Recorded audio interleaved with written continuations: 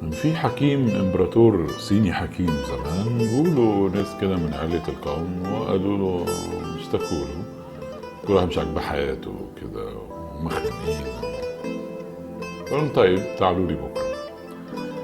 جم بكره لقوه عامل صندوق ازاز كبير كده، قال لهم عايز كل واحد فيكم ياخد ورقه وقلم او يعني ورقه ساعتها كان عندهم ايه، واكتبوا كل حاجه في حياتهم.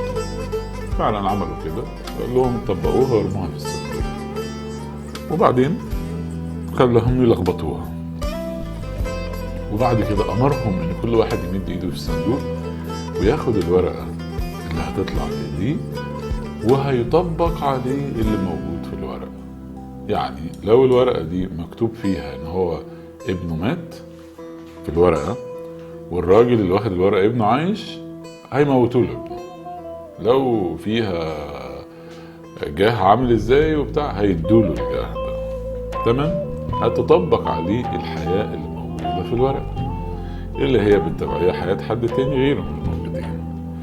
فلما أخذوا الورق وابتدوا يفتحوا ويشوفوا حياة بعض، سجدوا تحت عرش الإمبراطور وطلبوا منه العفو، وإن هو يسيبهم يعيشوا حياتهم زي ما هي.